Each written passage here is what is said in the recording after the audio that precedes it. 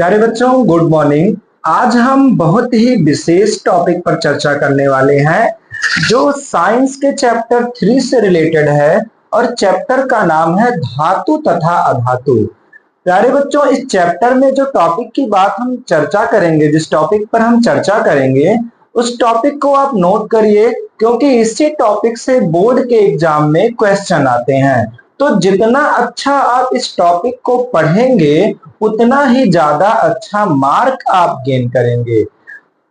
तो आप कॉपी और पेन निकाल लीजिए प्यारे बच्चों, और नोट्स को अच्छे ढंग से तैयार कर दिए। हम टॉपिक वाइज टॉपिक लेके आए हैं। टॉपिक में आपको डिस्क्राइब करना है और उसके परिभाषा को या इसको सॉल्व करके थ्योरी के रूप में आपको रखना है। बाद में हम इस टॉपिक को भी सॉल्व कराएंगे और आप इस टॉपिक को सॉल्व करके रिकॉल करके बोर्ड एग्जाम में आप अच्छा नंबर गेन कर सकते हो। तो प्यारे बच्चों, ये चैप्टर का नाम है धातु तथा अधातु और ये क्लास 10th के साइंस चैप्टर से रिलेटेड है या साइंस बुक से रिलेटेड है। इस टॉपिक को पढ़ने के बाद आपके धातु और अधातु के जो पार्ट हैं वो क्या हो जाएंगे, कंप्लीट हो जाएंगे, और धातु और अधातु में आपका कोई टॉपिक ऐसा नहीं बचेगा जिसके बारे में आप ना जानो। तो प्यारे बच्चों, सबसे पहले हम धातु के बारे में पढ़ेंगे कि धातु से कौन कौन से किस किस टॉपिक से क्वेश्चन बोर्ड एग्जाम में पूछे जाते हैं। उसके बाद हम अधातु के बारे में पढ़ेंगे और अधातु के बाद हम धातु तथा अधातु किन किन चीजों से अक्रिया करते हैं इनके बारे में जानेंगे। तो प्यारे बच्चों आइए देखते हैं कि वो टॉपिक कौन कौन से हैं। तो सबसे पहले आपको पढ़ना है कि धातु के भौतिक गुण क्या है। अब धातु के भौतिक गुण में हमने ले रखा है 10 टॉपिक। सबसे पहले आपको पढ़ना है कि आघात वर्धता किसे कहते हैं, धातु का ही पार्ट है। तन्यता किसे कहते हैं, चमक किसे कहते हैं, या धातु में जितने भी धातु होते हैं सब में अपनी चमक होती है। तो ये सब इनके क्या हैं, भौतिक गुण होते हैं।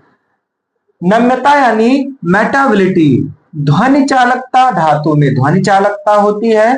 ऊष्मा और विद्युत के ये सुचालक होते हैं यानी चालकता होती है। ये कठोर होते हैं यानी जितने भी धातु होंगे सब कठोर होंगे।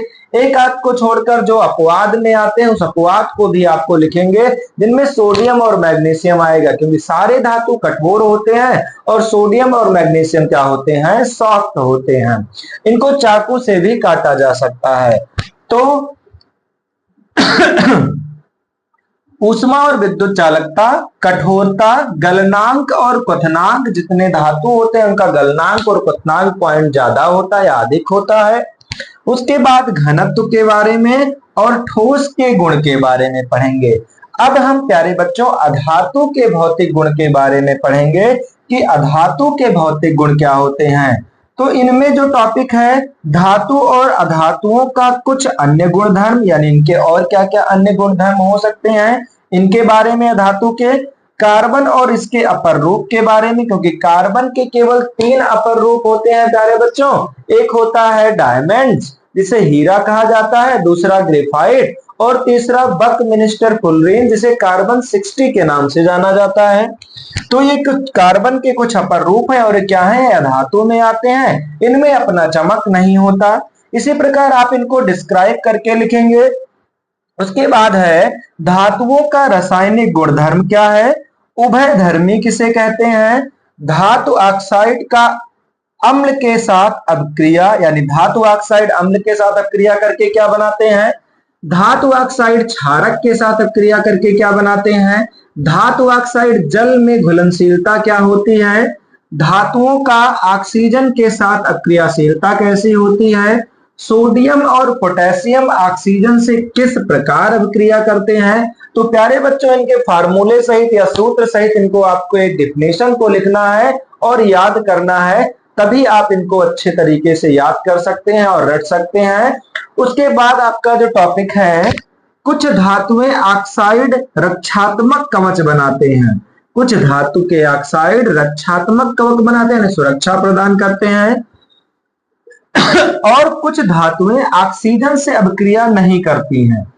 जो कुछ धातुएं होती हैं वो ऑक्सीजन से अभिक्रिया नहीं करती हैं।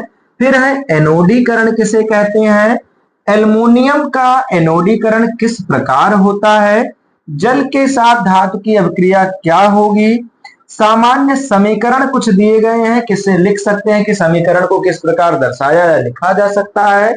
सोडियम और पोटेशियम को ठंडे जल से अभिक्रिया करते हैं तो क्या बनते हैं? कैसा गुणधर्म प्रकट करते हैं? ज्यादा ऊष्मा देंगे, कम ऊष्मा देंगे? तो ठंडे जल के साथ देखना है।